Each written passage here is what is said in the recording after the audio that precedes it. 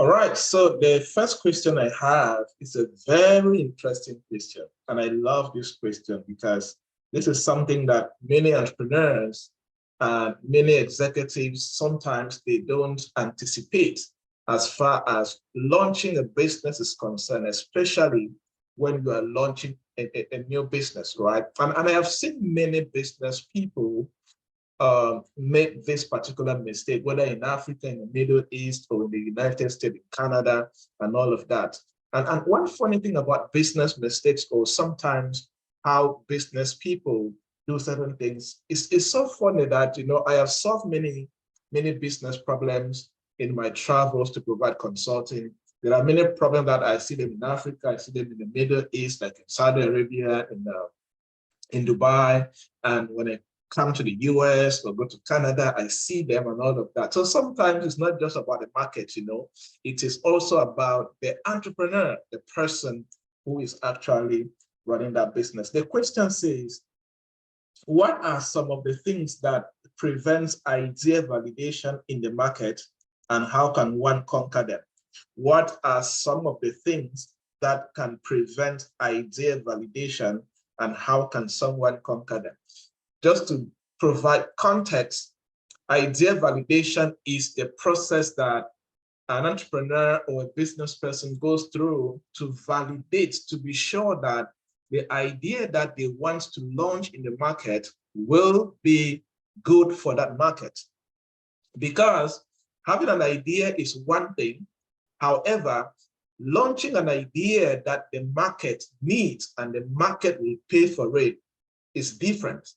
And the concept, the practical concept of idea validation is you going through a particular process to make sure that the idea you sat in your house and generated actually can solve a problem in the market, and people will be willing to pay for that particular idea. You get the concept?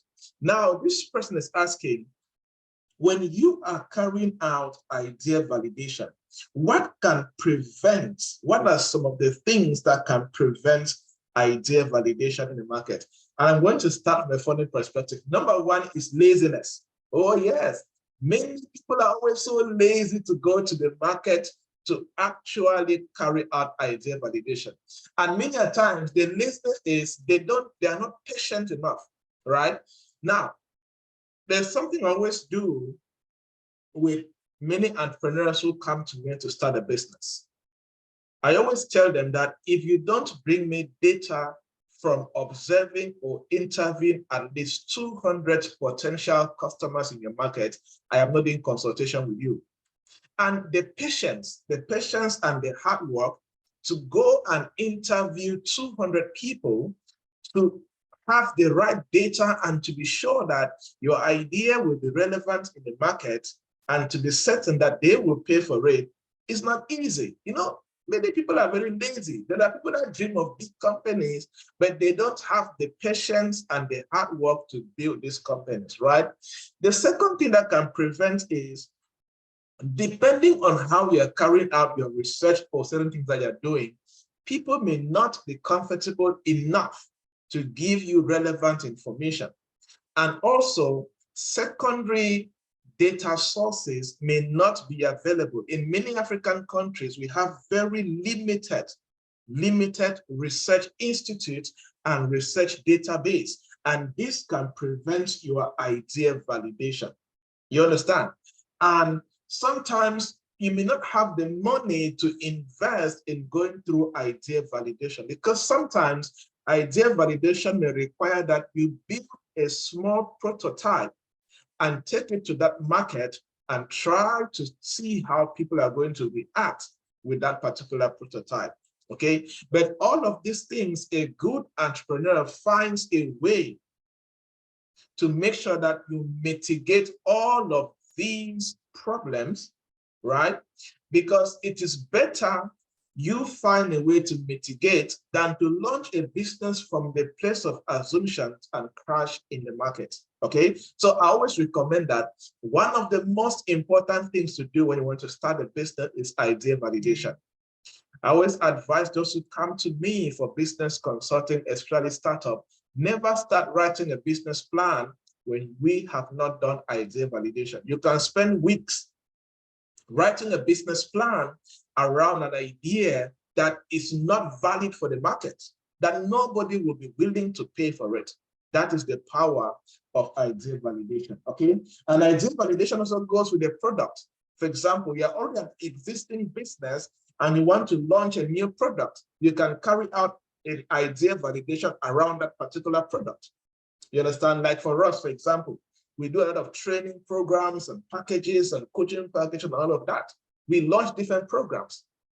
So we need to be sure that this program, when we launch it, people are going to be interested and they're going to pay for it, right? Or a large company like Facebook, like Apple, like even Dangote, they have a way that they carry out their own idea validation to be certain that the new products they want to launch will have a space in the market when they invest in marketing and sales, right?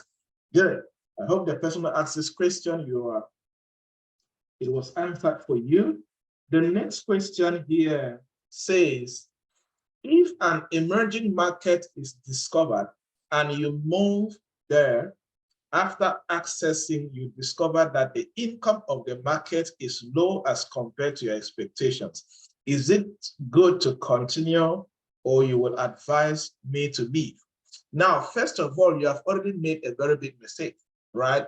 For those who are in the mini MBA program, there's a course that we have on how to penetrate emerging markets, right? But the question is, if an emerging market is discovered, one, and you move into the market, so you have already entered the market, you discovered it and you have entered the market, and after accessing the market, that means he or she is already in the market, you discover that the income of the market is low. First of all, you have already made the mistake of going into the market without carrying out proper research. Never go into a new market. Never go open a branch in a new town, because a new town can be an emerging market. A new country can be an emerging market. A new locality, a new quarter, different areas can be an emerging market, right? Never go into an emerging market without carrying out proper research. And your proper research should be around a couple of areas. Number one, what is the cost that you will need to go through to expand in that new market? Don't just wake up and go into a new market. No. How much do you need to set up in that market? Number two, make sure that you have carried out proper research to understand the customer base in that market, the target customer base in that market.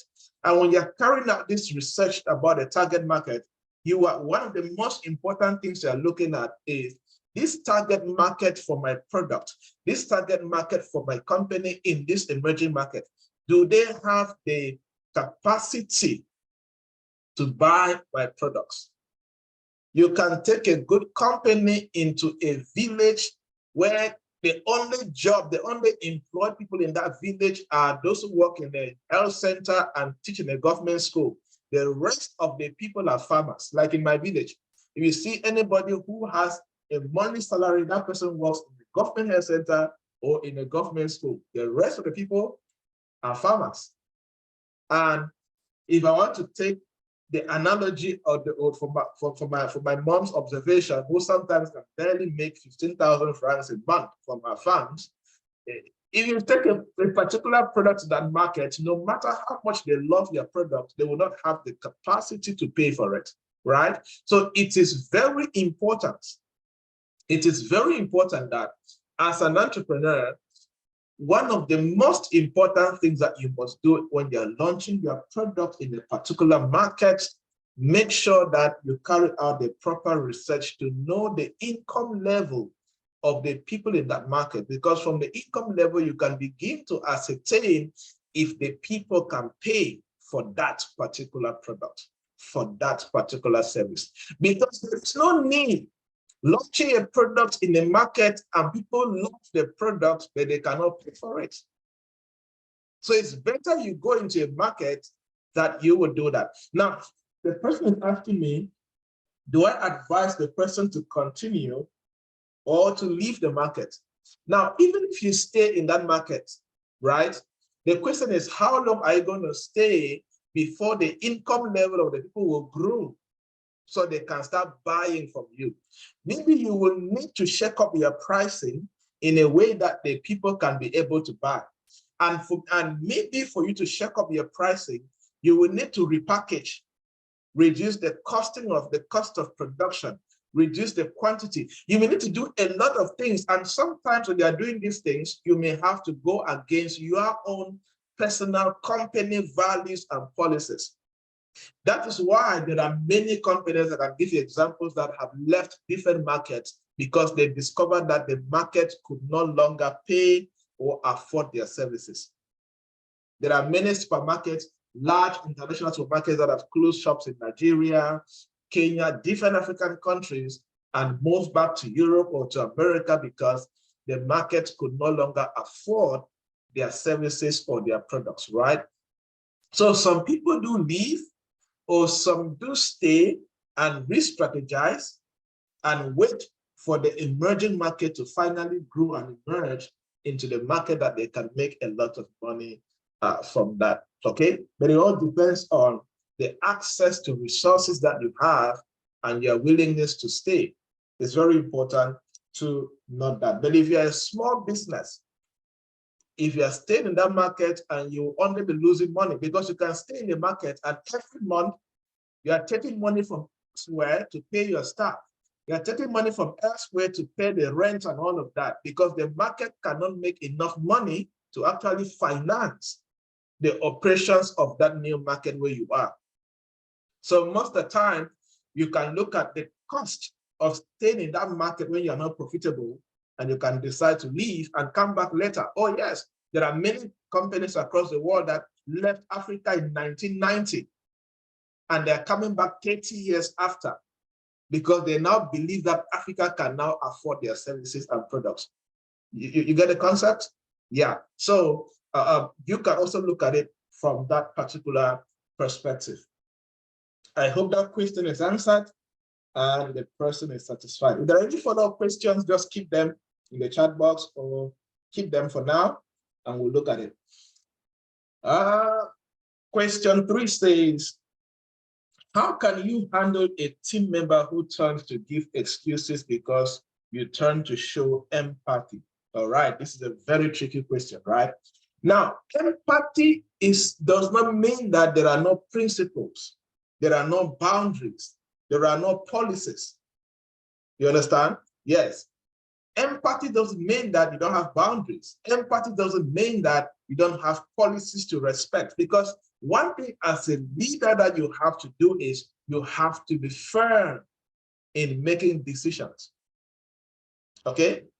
Because you also need to make sure that you pay attention and understand how people, behave around you, especially employees, and know when to draw the line when empathy is needed and when people are taking advantage of you. That is your job as a leader.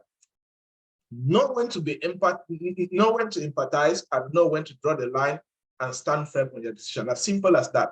Because if you empathize and you are not taking the decision when needed, your employees will climb on your head. They will take advantage of you. Okay? Empathize, yes. But let them know that there's a line you cannot cross, even though you are very empathetic and very compassionate. Okay, so learn how to have clear boundaries, respect policies, and hold people accountable, and know when to make a very firm decision. Okay, good. How can you, number 4, how can one stop negative words from getting into them? The first thing is, you can never stop people from talking negative to you. You can never do that. Okay, because you will not move around and take people's mouth to stop talking. No, you cannot do that. You understand? So the only way that you can do that is for you to outgrow negative words. Like I always say, the most mature person and anybody who is emotionally intelligent never allow negative words to enter their head and their heart. And one thing I always say is, if you're that kind of person that when people say negative things about you and they enter you, it means that you don't have enough self-confidence and self-worth. Because people that have self-confidence and self-worth don't care what other people say. If you tell me that I am stupid, let's say you now, all of you listen to me, if all of you type now in the chat box now that I am stupid, who cares? Does that stop me from being Dr. Joybert? No. Does that remove money from my account and stop me being a millionaire? No. Does that reduce my wisdom? No. Does that thing? Oh, who I am? The concept, I know my worth, I know what I command, I know what I bring to the table. The most important thing is what I know about myself. You get the concept? So if you're the kind of person that when people say things about you, you hear gossips, you're angry. You hear names people call you, you're angry. You hear funny things, you're angry and all of that. Then I don't blame the people, I blame you. I blame you that you have not realized the quality of your self-worth. I blame you that you have not realized your abilities and you have not developed your self-confidence. What is self-confidence? Believing in your abilities and who you can become. So somebody should not give you a tag, somebody should not give you a label, and you forget the real you. You forget the label that is relevant, which is your label, and you begin to get angry because of somebody's label who doesn't even know you that much. If you get the concept. So you need to begin to work on yourself. If you are listening to a person ask this question, you need to work on yourself, because you can never move around the world and begin to tell people, stop calling me this, stop abusing me, stop doing this.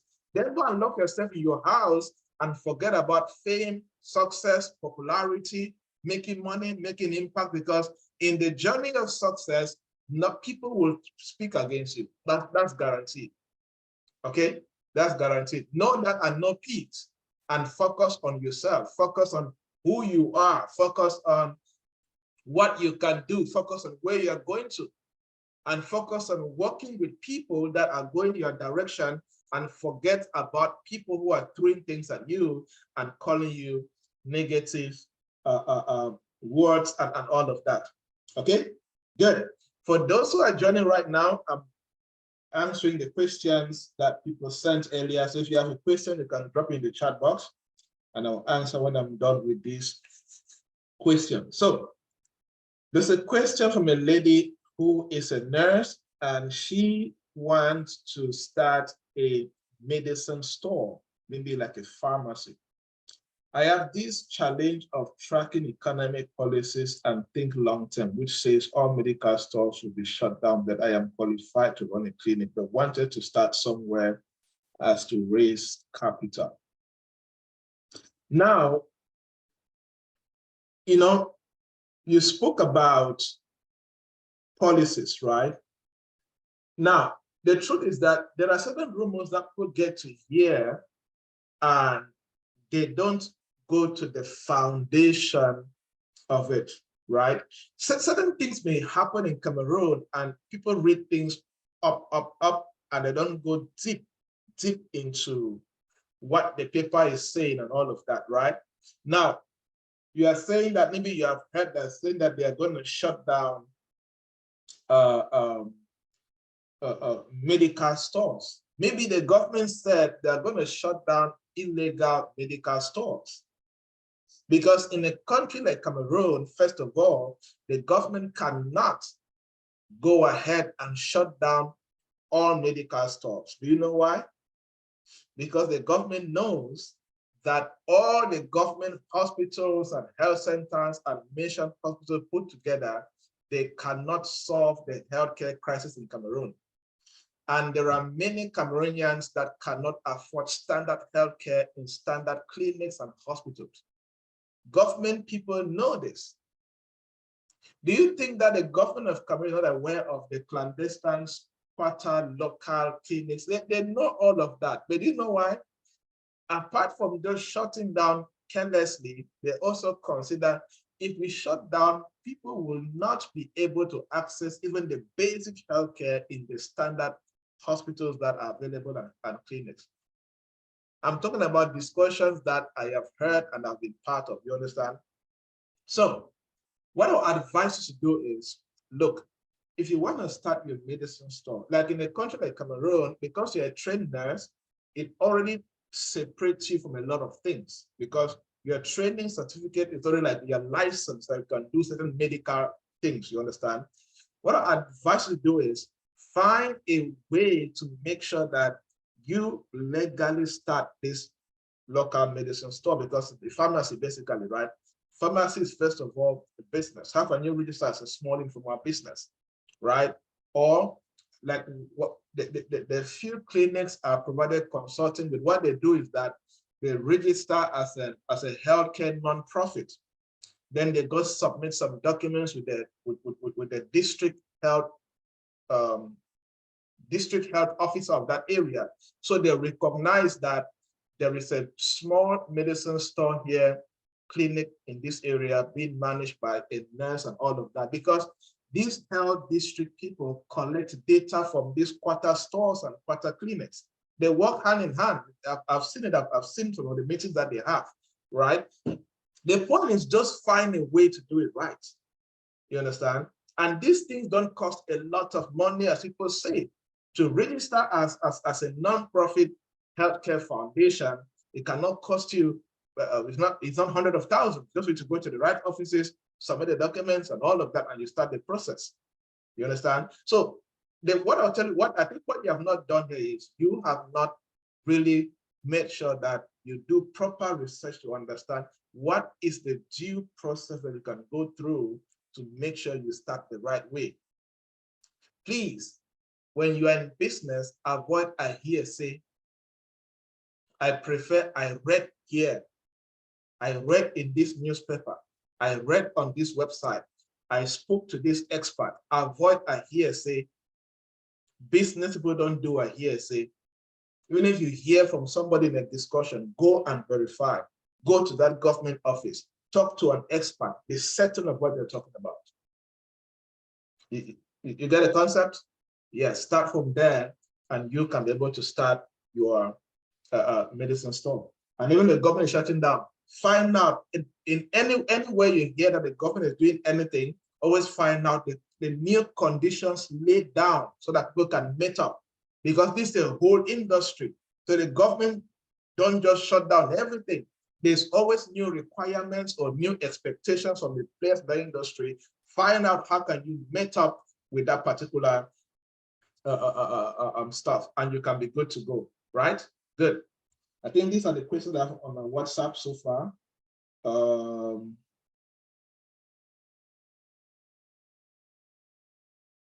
Good. If you have questions now, you can shoot them in the chat box and I'll answer them. Is it for all business ideas that you can go to the field to ask questions? What if you want to open an ice cream chain? Do you really need to go to the field? Now, what do people, let's start with, why do you go to the field? Why do you go to the field? You go to the field when you feel you don't have enough information, right? Now, you cannot say it's already a proven market. Number one, you can assume it's a proven market, but it's not a proven location. You understand? You cannot just assume that it's a proven market. Yes, ice cream is going to sell during dry season, right? Good. But the location you want to open your ice cream, what is the population density? How busy is the location? Do more young people pass through that area or more old people? Because you can open an ice cream where it's mostly elderly people, you're not going to sell like somebody who's selling around a university area or a high school area. You understand? That's where research, Please don't see research as one science, forget about the grammar that research. It's making sure that whatever you're doing and when you're starting, you have enough. Yet you see, like with the ice cream business, it's true that it's gonna sell during the dry season. Yes. Everybody loves ice cream. People use that statement. But at the back of their mind, anybody use that statement is thinking of young people. You get the concept? An ice cream business sells more in an area where there is an intersection or the gathering of people. So if you are thinking of the idea, yes, it's universally accepted that you can sell, true. But the universal answers don't play in all locations. And that's why you may need to go do research. Like your statement says, considering that it is already a proven market, where contextualize that. It's a proven market. Why do you say so? Because you believe that everyone is going to buy ice cream. It could be true, but is it everywhere? What if, because you think you're a Christian, you want to set up your ice cream around your church? Okay, it could be possible, but churches mostly happen in the morning on Sundays. How do people take ice cream in the morning? You get the concept. So you need to look at this. Maybe the junction or where you want to set it up is a busy area, but that area is only busy on Sundays because there are churches in that area. What happened within the week? You see? So you need to always make sure that don't just assume it's a proven market because it's something you feel that everybody's going to buy. Yes, everybody may buy, but your location may be different from other areas. So you need to be sure that you cut all the I's and the T's and be certain that whatever you're doing is going to be in a profitable area and avoid assumptions. You get the concept? Awesome.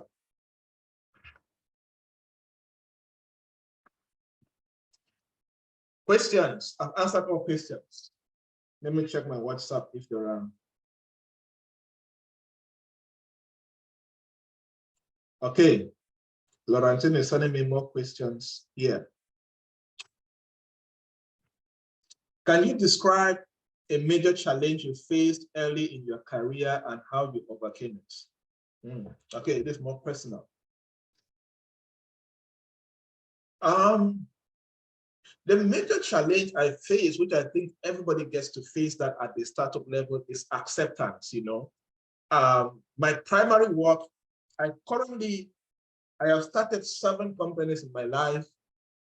3 have failed, 4 are still thriving. Then my first ever business was a training center, right? And my first ever career, of course, I'm still a speaker today. 90% of my work is to travel and speak in different countries and different cities. So my career was basically doing training at a very early age, so many years ago. Started kind of formally in 2011 and all of that. And, during that time, the way you hear about motivational speakers across Africa and Cameroon in particular, it never used to be like that in those days. Having sessions like this on Zoom never used to be there. So the concept of having a trainer, a consultant, and a coach in 2011, 2012 was not there, was not as popular as it is. What took me 5 years to achieve, a serious young person can achieve in 2 years or even 1 year, because the market is more receptive now and the awareness is way bigger. So that acceptance, having people to trust you and being so young and all of that was a lot of question marks and all of that. And that's why you need to understand the power of tenacity and consistency. There are certain things in business that you can have everything in place, but if you are not consistent for a particular duration, you never make it. And different people have carried out research and they are settling on the fact that if you are going to succeed in any industry, you need to put consistent hard work for at least 4 years. So in business and career, there's no overnight success. That's a fact. So if you're going to build a name for yourself and be successful, you need to be comfortable at putting in the hard work for at least 4 years. Do you know why? Because people need to know you, and when they know you, they will need to start liking you. And when they like you, they can start trusting you. And when they trust you, they can give you money. You understand? Yeah. So that's what I would say was the biggest challenge for me. And I think that most startups get to face this. For some people, it's money, depending on the capital intensity of what they want to start as far as their business is concerned. All right. How do you navigate bad government policies and scale through success in your business without compromising and sticking to your core values? As simple as that. Know about the government policies and stick to your core values. As simple as that, right? Many people get to, here's one thing in Cameroon. Many people complain about government policies and they are ignorant about the policies. Many people complain about taxes and they are ignorant about the taxes they're supposed to pay in Cameroon. So many people in Cameroon, what they do is that they copy complaints and join in complaining. Many of us have done that. Is that true? Many of us have heard complaints and we have just inherited the complaints and joined the complainers without carrying out our own research to actually know what are these people talking about. Is it really true? You understand? Let me tell you something. I always say this. I have had the privilege to travel more than 10 African countries. Did you know that Cameroon has one of the best business settings in Cameroon? One of the best tax systems in Africa. If you go to some countries, you will not do business. You will run. You will die and run. People don't know that.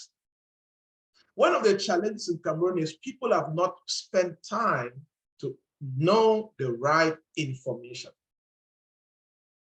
Okay? And let me tell you something about Cameroon. Bribery and corruption thrives in Cameroon because of the ignorance of Cameroonians. When you are ignorant, you can easily be scammed. When you are ignorant, you can easily be forced to pay bribes by government officers and many other people. You understand? So always make sure that you know these government policies, know the government expectations, and know your expectations, okay?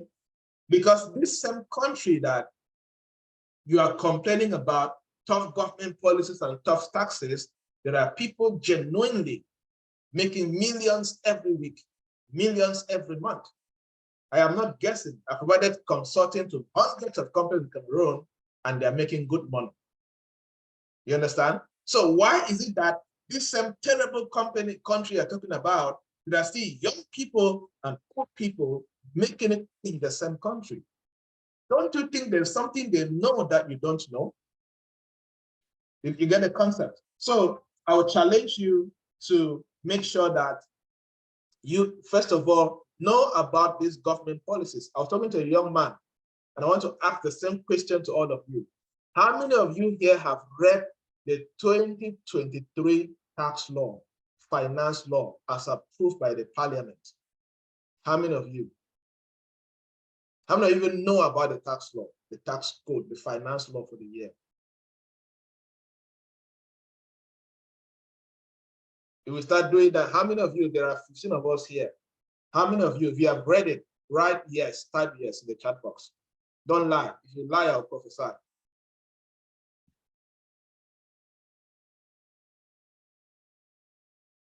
Right? You see? So many people complain about all of these things without having proper knowledge about it. Okay? That's the first thing I advise you to do. And please always stick to your values. Always stick to your values. Do you know why values are important? Because your market is beyond Cameroon. Except you want to remain a local champion, then you can do business compromising. But if you're a person of excellence and standards and you refuse to compromise and do certain things, you will easily compete in the global market. I know many people that do things in Cameroon and bribe and get opportunities. When it comes to competing globally, they are nowhere to be found. nowhere to be found. You understand? So it is important to always see when you're doing things there, don't make decisions based on your local environment. You can be in Cameroon and do things with a global standard mindset because you know that you're not going to end locally. You're going global. If I'm able to travel and do things in 20 plus countries across the world, it's because I have the skills and the capacity to do things in different countries at that global scale. So imagine I was doing things and compromising to fit the local standard, fit my head just in local things and local things in Cameroon, I will not be able to do that. Okay, so think beyond Cameroon, start locally, but think globally. Okay. Next question, how do you balance your personal life with your work responsibilities? And what tips do you have for others trying to do the same?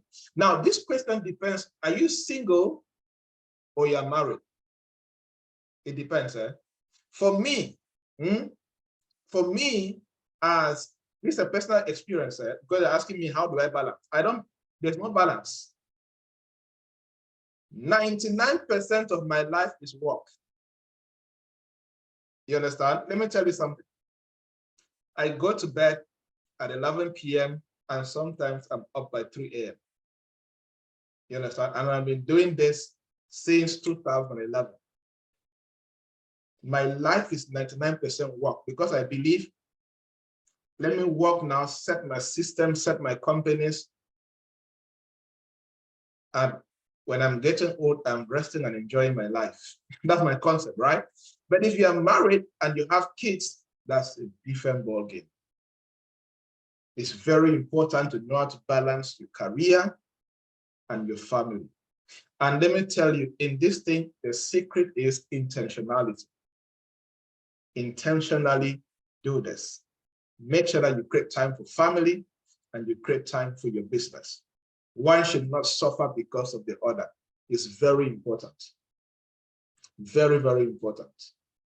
You understand me? Yes. So it's all about intentionality. Like, for example, you can make up your mind that, you know what? As far as Sundays are concerned, or weekends are concerned, no work calls, no replying of emails, everything shut out is family time. You can make up your mind that I should leave the office and go home, laptop wait, everything wait, it's time for family and this. So it's all about intentionality and having clear boundaries, as simple as that. Okay, there's no magic around this. It's not about, there will always be work, there will always be problems, there will always be those things. But learn how to have a clear cut and create time for all of them and all of that. Okay. But for those who are single and you're young and all of that, build now while you have the time. Build now while you have the time. Because when your family step in, there are some things you can no longer do them. That's a fact. Those who are married can tell you this. Okay? If you're single, build now. Study. Go extra mile. Work 14, 16 hours a day. Build as fast as you can. Because when you are single, you have so many hours to read 30 books a year. When you've been married, you don't have time to do that. And if you are married with an empty brain or with a low standard brain, you'll be struggling with family and trying to build your brain at the same time. Okay, good. How do you stay up to date with industry trends and changes? And what resources do you rely on for this information, considering a context where government agencies don't make statistics available and also challenges of internet connections? You don't only need to get, you said government do not provide industry trends. You understand? And information, see, government provide but a safe environment. The most important thing to know about is what are the new government policies governing your industry.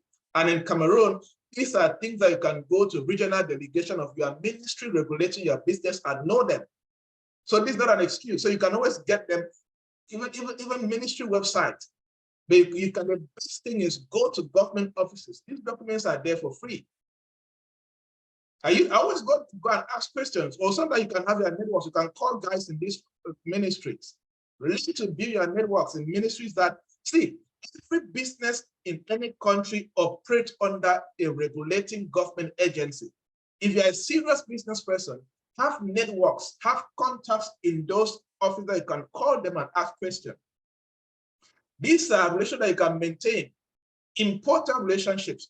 It will cost you nothing. What I do sometimes is, with those people, during the end of the year, I'll buy a bottle of wine and go give them as a gift for Christmas, right? Just have a good relationship. And sometimes they're the one that now call me and say, hey, there's a new law that been passed by the government. This is what the law states, all of that.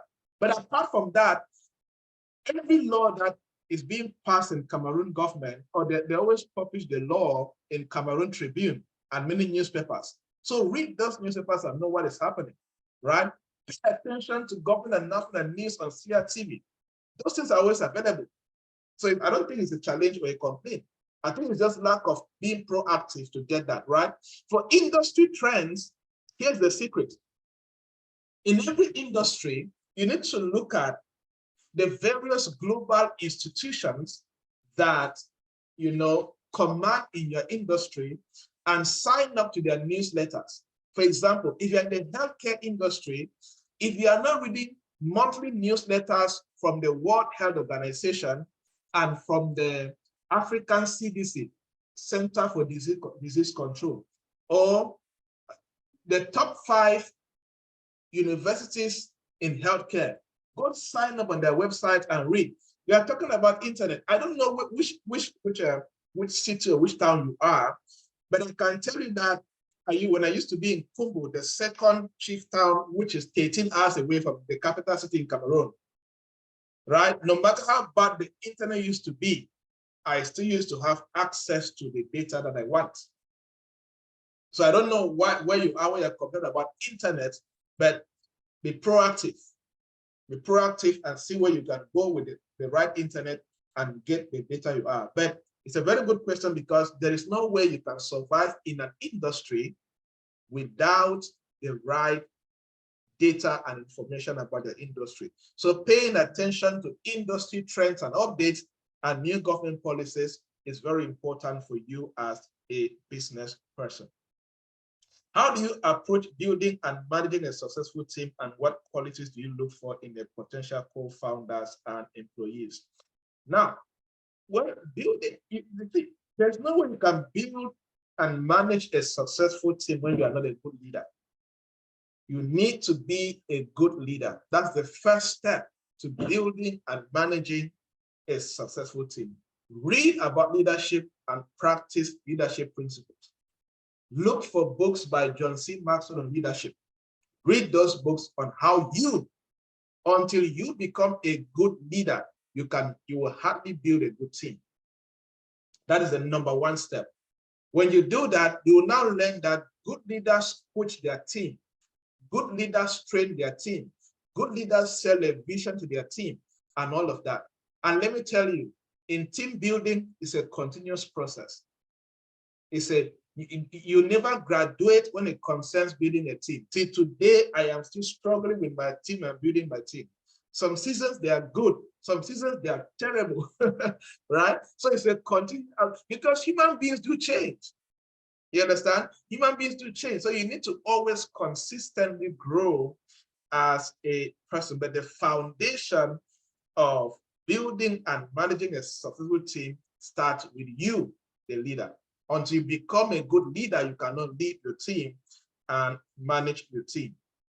Okay? And it's a learning process for everybody, even Jeff Bezos, even Elon Musk, even Mark Zuckerberg. Everybody keep learning every day on how to lead and manage people so they can become productive for their business. You understand? And also having clear policies for the organization, clear working rules and regulations, and all of this clear communication play a very important role in building and managing a successful team. What qualities do you look for in a potential co-founder? Number one is the foundation of a good human being. You hear me? Yes. If I'm looking for a good co-founder for my company, the first thing I'll be looking for is, do you have the qualities, the basic qualities of a good person? Do you have integrity? Do you have honesty? Are you kind? Are you happy? Do you believe in hard work? Do you believe in commitment, consistency? Do you stand by your word? Can I depend on you? Are you reliable? You get this? If you get a good co-founder, no matter how good they are in their work and they lack the foundation of humanity, you're in trouble. That person will steal from you, will backstab you, will connive with a lawyer or with whoever and steal your company from you. All of those things are very important. You understand? Then from there, the second thing to look for in a co-founder is look for somebody who is stronger in things that you are weak in. Like, for example, if you are good in business and all of that, you may need a co-founder who is good in technology. You get a difference? It's not good to have a co-founder who is good in the same thing that you're good at. The company is going to struggle. Co-founders is like marriage. They complement each other to build the company forward. Okay? Can you discuss a time when you had to pivot your business strategy and what factors led to that decision? I have pivoted my business strategy many times, and I've done this for different companies many, many times. There are different situations, new government policies, natural, should I say, disasters like COVID-19, what else? Shortage of money, change in customer behavior, new competition in the market. There are many things that can push you to pivot your business strategy. So there's no one fit answer to this question, okay? So you need to always pay attention. If your business is no longer growing and producing results the way you expect, you may need to start looking at what are we not doing right and where can we improve to get it better. You understand? Yes. So because, and one thing about business is there will always be need for you to pivot strategy because industries will keep changing. Government policies will keep changing. Customers' needs will keep changing. Competition in your industry will keep pivoting too. They will keep introducing new products, new strategies, and all of that. As long as these things are in play, you will always pivot your business. So these are some of the factors that can lead you to make the decision to pivot your business strategy, okay? How do you maintain a positive company culture? And what initiatives do you have in place to support your employees' well-being? Now, company culture is very important. The kind of culture that you build in your business is very important. And I want to tell you that one of the most difficult things to build in a business is company culture. Yes. Even in my company, trying to build a particular culture has been a challenge over the years. Do you know why? People come from different areas, different family backgrounds. People grow in different conditions. They come from different villages. They went to different schools and all of that. So people don't think the same. And culture means the way we do things around here. And bringing people into that same platform in a way they look at things the same way is one of the most difficult things to do in a company. Yes, you need to have a written culture. As a founder, as a leader, you need to have a documented culture. This is the kind of culture I want for my company. Then you begin to align everybody that you recruit to align with that culture. So it's a continuous process. That's why some large companies have chief diversity and culture officers, people that their job is to keep investing and making sure that all the employees in the business are adapting and living, working according to the culture of the business. Okay, so you maintain a good company culture, number one, from the beginning of bringing a new employee. That's what is called onboarding. When you're onboarding a new employee, take time and teach them about the company culture. Take time and educate them about it. Okay. Number two, consistently teach about the company culture during your staff meetings, during one-on-one meetings, during opportunity you have. Emphasize about the company culture. Okay. And the next thing that you need to do is you need to make sure that you create initiatives that can promote that culture. Okay. And I see you're asking about some initiatives that support. Yeah, because a good culture leads to good employees' well-being, right? You can create different initiatives. Like, for example, one thing that we do is, because I like the culture where, you know, my employees or the team members that work with me feel that they belong, they are loved, and they are cared for, right? That's why we have this initiative where there is a small budget where we celebrate the birthday of all our employees. We get a cake, we buy drinks, and everybody gets to just celebrate, and all the team members gather and sing your birthday song and all of that. You cut your cake and then we drink and all of that, right? That is there. Another culture that we have is just making sure that we are there for the employees when they're going through tough time, especially sickness and all of that, where we try to say, okay, how can we subsidize your healthcare bills and all of that to the best of our ability as a company that we are. Another thing that we do is we try to do outgoings, try to go out as a team. You know, sometimes we go to a good restaurant, we go to, the last time the team went to the beach in Limbe, just create good atmosphere that people can live life, you understand? It's very important. But this doesn't mean that it's a perfect team. There are still tensions. Sometimes colleagues have issues.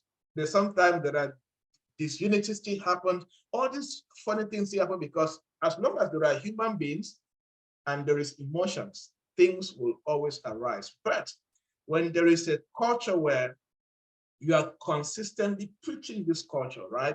Teaching this culture, as days go by, people always grow to adapt, because one thing about company culture is you're trying to delete some things that people have in their minds when they were growing up, and you're trying to install new habits, new character traits, new ways of behaving, and all of that. So it is a continuous process, and these are some of the foundational things that you can do. And also your personal leadership, your leadership as a leader plays a big role in the company culture. For example, you cannot be talking about a certain kind of culture and you, the founder, you don't embody that culture. You cannot be talking about the culture of punctuality when you're always late to work. You cannot be talking about the culture of proper communication when you never communicate. For example, if you are running, for example, when I'm running late to work, it's my company, I'm the CEO, I'm the founder, I communicate my team, hey guys, I'll be late by 15 minutes because I'm going for a meeting here. You understand? Because if I want them to be punctual to work and things get to happen, I expect them to communicate. So they need to see that from me first. You understand? So your leadership style or the quality of your leadership plays a very important role in the kind of culture that you build. And sometimes the best way to answer this question depends on the company, where it is right now, what they're currently doing, and the kind of culture the founder has. It makes it easier for proper counseling and advice for that company. All right, I think I've answered a lot of questions from the WhatsApp platform here. Let me see if there are some questions here in the chat box.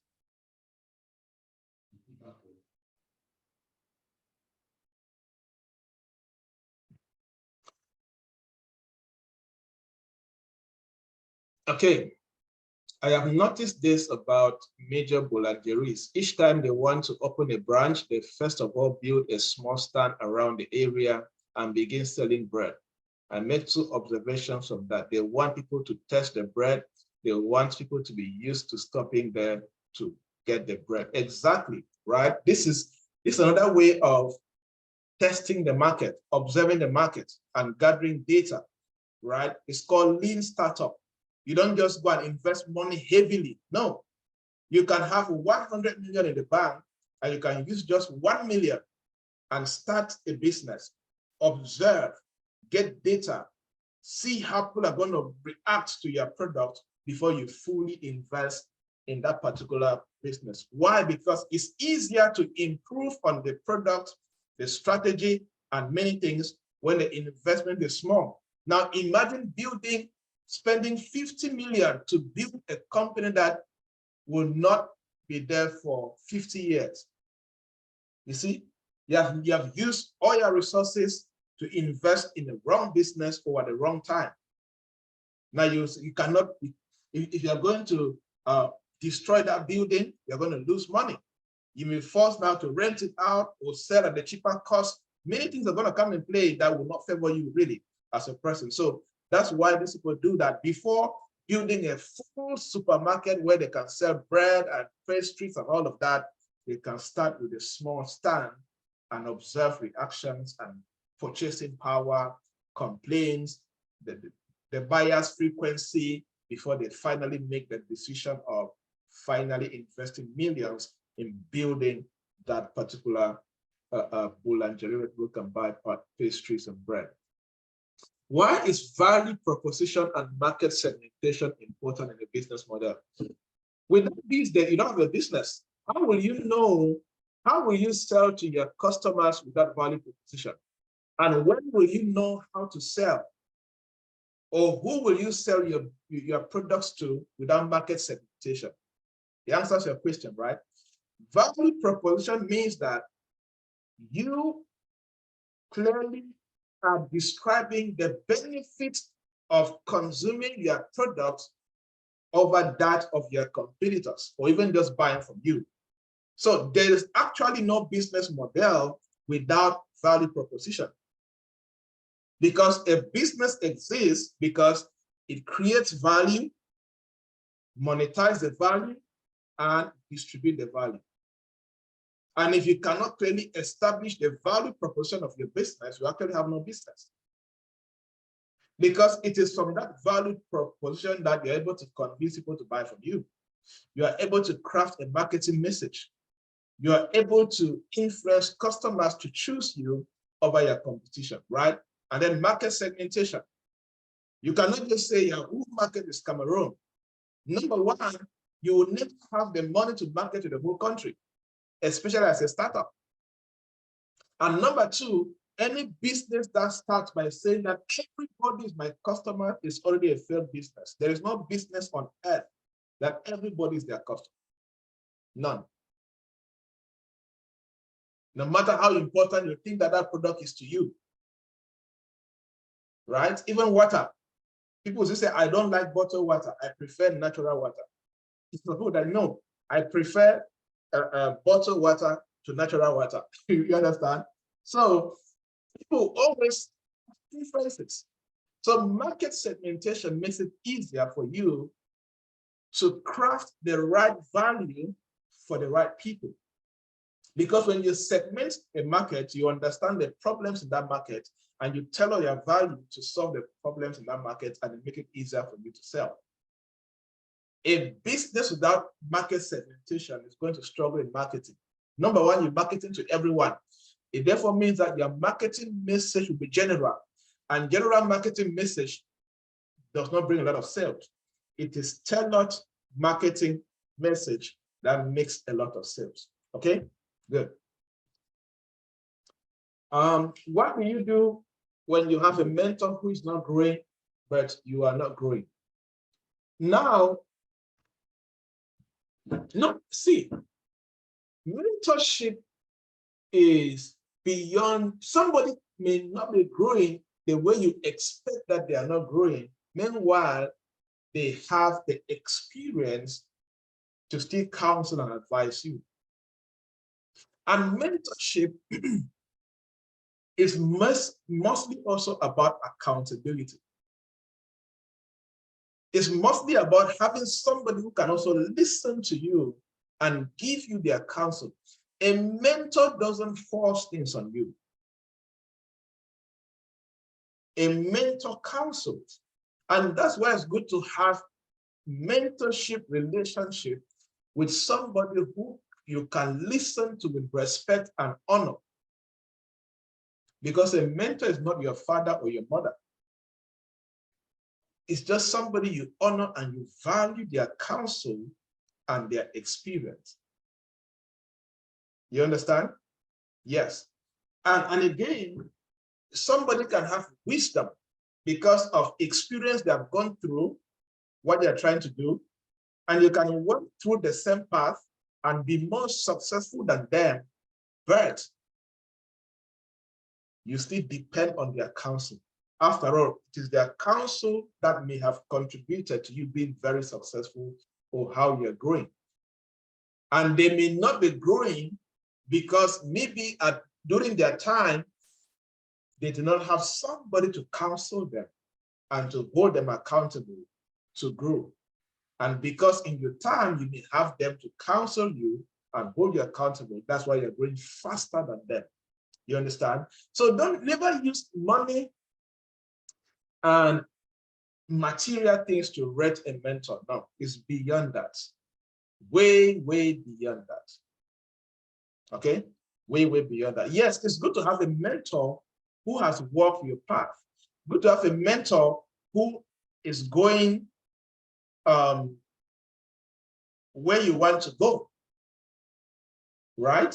Or have a mentor that has some wisdom that you would like to get the counsel, or a mentor that can hold you accountable to become successful.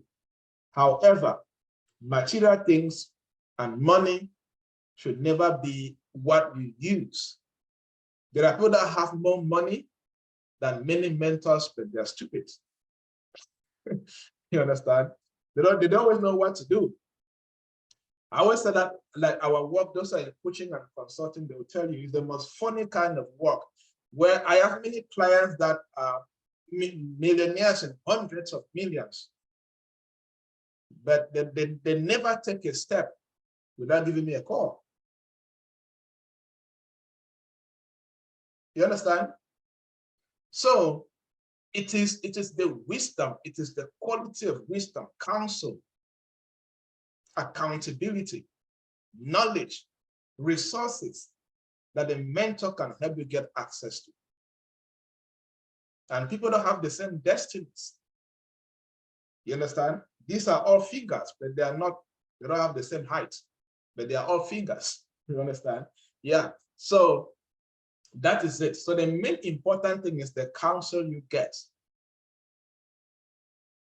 The shoulder you have to cry on when you're stranded, when you're in pain, right?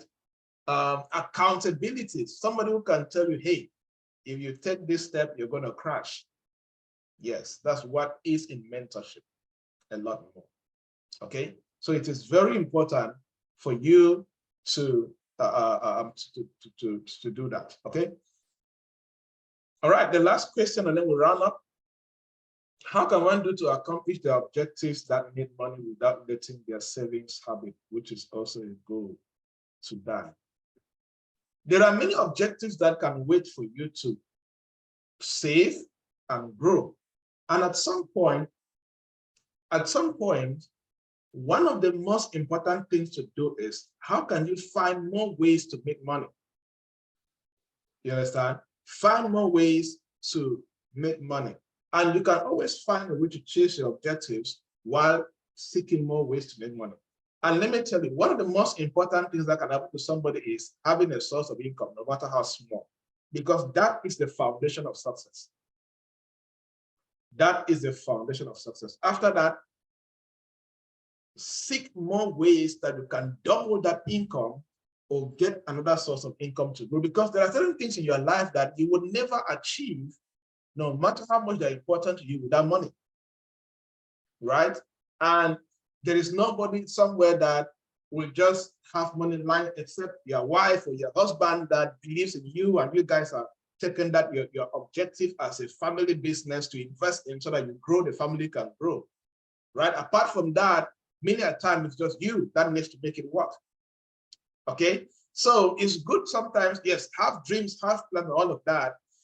However, if you notice that some things in your life will only move forward if you have the money to finance it, then one of your most important things to acquire is knowledge on how to make money and multiply money.